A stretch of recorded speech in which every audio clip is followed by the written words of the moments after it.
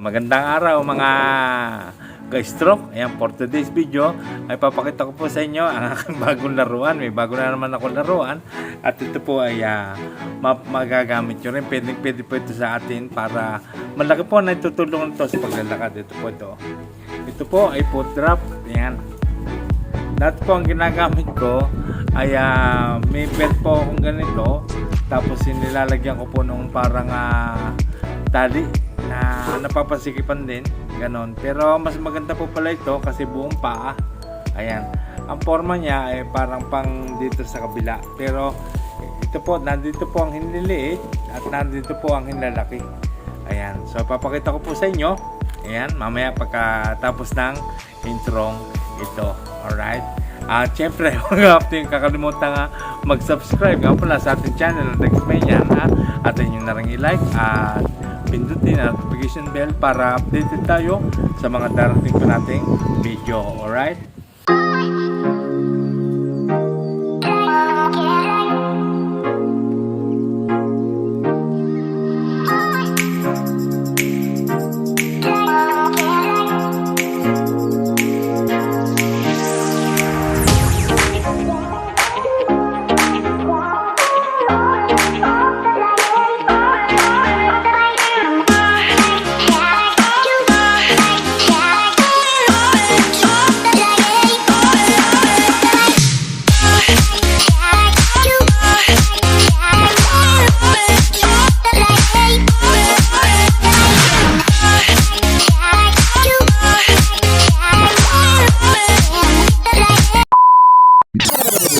Papakita ko po sa inyo yung pagsusuot.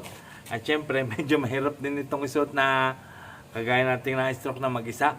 So magpapatulong po tayo sa ating alinmang membro ng pamilya o kay sa asawa. So papakita ko po sa inyo yung pagkakabit. Ito po. So mga ka-stroke, madali lang po isuot itong foot wrap na ito. Ayan po, napakarami po niyang strap. Pero ayan po, ay may mga nakaabang na napakadali po niyang ikabit. At kagaya nga na sinabi ko sa inyo, medyo mahina pa rin ang aking paa. Naiwanan po siya sa pag-exercise kasi nga po inon ako po talaga ang kamay. Kasi ang kamay talaga ang gamit na gamit sa lahat ng bagay. Tapos itong paa ay medyo meron pa rin siya kabigatan. Ang lakad ko pa rin ay parang sa zombie. Pero ayan ganyan po ang pagkakabit niya. Ayan. Lahat po ng strap na yan ay may nakaabang na pagkakabitan. At napakadali po niyang ikabit. Pagka po mortar kayo nito ay meron na po itong kasama na manual na book. Ayan, doon nyo po makikita kung paano siya ay kinakabit. Ayan. So, tsaka mas maganda siya pag nakasapatos. Ang foot wrap po ay maganda pag nakasapatos. Pwede po siyang suotan ng sapatos. Yung pong ibang foot wrap kasi ay hindi po pwedeng isuot sa sapatos. Nasa labas po nakakabit. Ang kagandahan po nito ay buong paa ang may tatama niya sa pagpatak ng paa. So ayan, nakakabit na. Napakasimple lang siyang ikabit. Ayan, ganun po. Meron po siyang rubber dito sa tabi. Nakaporma na po siya. Madali po siyang ikabit. Madali siyang ipit. At saka yung mga strap niya naka-ready na po para ikabit po dito po sa mga paa. At saka dito po sa tabi. So bali ayan, nakakabit na nga. At susubukan natin lumakad pero medyo naninibago po ang aking binti. Kasi po may nakayapos na strap. So ayan po, ayan medyo naninibago pa ang aking paa. Pero malaki na itutulong niya. Ang pakiramdam ko gumaan siya at saka parang nakatapak ka lang sa normal. Yung buong paa mo tatapak mo. Hindi yung pag walang foot wrap ay gilid lang ang tumataba. Pero ngayon maganda siya, naitatama siya. So medyo ayan, paayos natin kay Mrs. kasi medyo tabi niya ang pagkakakabit. Ayan. Maluwan siya sa paa. At saka yan po ay may mga sizes din nga po pala yan. Ang sa akin po ay XL kasi medyo malaki ang aking paa. So ayan po. Parang naglalakad sa ulap. Napakasarap ilakad talaga niya. Medyo magaan siya. At saka nakaganyan yung paa niya. Ayan ang pagitinaso.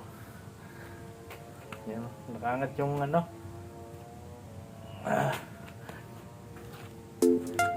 Ang isa pang kagandahan sa food trap na ito ay kapag maglalakad ka sa labas o sa karamihan ng tao, ay siya na ang magsisilbing tungkod mo na yung cane.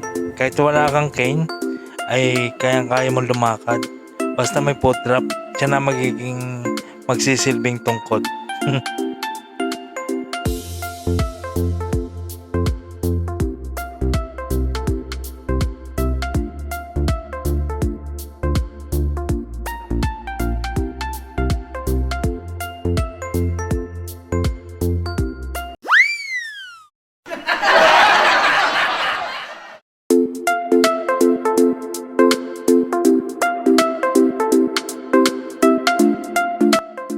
Alam niyo bang pag ako naglalakad ng walang food trap ay napakapangit pa rin ang aking lakad. Hindi ko nailiko masyadong aking tuhod. Pero pag may food trap, ayan o, ganyan ang lakad ko pagka may food trap. At least nakakaapunta ko sa aking gustong paronan. Oh, di ba? Maganda siyang ilakad para siyang may may spring do sa paa. At saka bumabalik ka kagad na ganon. So napakaganda, malaking tulong. At saka talagang nailalakad na maganda. At saka konting bend lang dito sumusunod siya Papakita ko po sa inyo yung itsura ng likod niya. Ayan, ganyan po ang itsura ng likod niya. Para siyang fiber na matigas, matibay. Parang may spring, maganda. Siyempre, medyo sa una-una, medyo nakakapanibago. So, yun po ang aking for today's video. Yung pinakita ko po sa inyo yung paggamit ng food trap. Maganda rin para pagka may food trap talaga. Na nakakatulong siya sa ankle para may tama yung food trap nga. Kasi nga, pagka wala tayong food trap, naka-ganyan yung ating paa Pag nakatayo, naka-ganyan. At tumatama nga yung gilid. Ayun, siyempre nakakatakot para baka tayo matumba. So, ang kagandahan nung may foot trap, nakadiretso ang iyong paa. Pagpatak ng paa, nakadiretso. Hindi na ang kagandahan ng foot trap. Magpasa hanggang ngayon nga, gumagamit pa rin ako ng foot trap Lalo na pagka yung mga lakad ako na malalayo, pagka ako nasa labas. Pero pagka ako naman nasa loob lang naman ng bahay, inaalis ko naman yung foot trap. Yan. Tinatanggal ko rin siya kasi ano lang naman ako sa banyo, sa bahay. Pero pagka nasa labas, siyempre naglalakad ka na malayo at lalo na pagka yung pupuntahan mo ay sa karamihan ng tao, kailangan talaga may foot trap. Nakakapagpatibay din siya ng tayo. Tapos yung may exercise ka pa ng nagpapatibay nga ng tayo. Mas maganda. Maganda may foot trap. So, inyo pong subukan din to, kasi makakatulong po lalo sa mga bago-bagong pang tumitindig, tumatayo. Maganda po may foot trap, yung bago-bago nag-umpisa lumakad, para hindi siya pag nahakbang, pagilid, pag ganon. Pag nahakbang.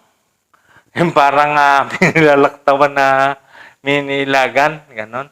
Pagka may foot trap, magagawa mong ihakbang siya ng diretso Hindi siya nakakatakot. Basta kung may iangat nyo lang, kung may liliko na, ang importante, pag nabubuhat nyo na siya, tapos ihakbang, mga automatic siya Automatic na papatak yung sakong talaga, yung panlakad Tamang panlakad Yung nakagandahan na may foot trap. So, yung pong foot trap na pinakita ko po sa inyo, yun po ay na-order ko po yan sa TikTok. Ayan. So, meron po ako niyan sa Yellow Basket. Kung gusto nyo pong umorder, isearch nyo lamang po yung aking pangalan doon po sa TikTok. Hindi na pangalan ko, Dagsman yan. Flores, yan. At doon kayo makaka-order ng foot trap na ganito. Napakaganda po talaga. Napakagandang ilakad. At medyo siyempre, sa una-una, medyo nakakapanibago kasi parang matigas yung binti Tapos lagi pa nakataas na ganyan yung paa. Pero pag inakbang talaga, ay tamang-tama talaga yung patak ng paa sa paghakbang. Malaki may tutulong niya sa paglakad. At saka, mas maganda nga, practicein pa rin natin yung pagliko nga ng tuhod para sa ating paglakad. Ayan, malaking bagay ang pag may liliko ang tuhod sa paglalakad. kailangan niya po ang ating ina-exercise ng ina-exercise. At meron din po naman tayong video niyan kung paano ina-exercise ang tuhod at kung paano palakasin ang pagtayo at pagtindig. So, yan po muna ang ating magagawa ngayong video. Basta tayo gawin natin lahat para mag-adika nga tayo ng mga gadgets para rin sa ating stroke at ating ikagagaling din. Ayan, kagaya nga ng mga foot drop at saka ng mga para sa kamay at saka ng mga dumbbell. Ayan, kailangan meron tayo niyan din na mga gadget. So, yun po muna ang ating yun po muna ang masasabi ngayong video. Ang kahalagahan ng foot drops bago-bago pa lamang na lumalakad. So, basta ingat po tayong lahat. Pag naglalakad, samahan natin ang ibang pag-iingat. At syempre, wag po tayong maglalakad na mag-isa. Dapat lagi po tayo may kasamang lalay para in case of tayo baka mapatisod o may matapakang maaksidente, meron tayong gabay na kasama. So, basta lagi nating lalaksan ang loob, tanggapin natin kung ano nangyayari sa atin at always think positive at wag tayong susuko kasi sinasabi ko po sa inyo, may laban pa. Ang mahalaga ay napapakinabangan mo na mga tinamaan ng stroke sa iyong katawan ay napapakinabangan mo na sa mga bagay.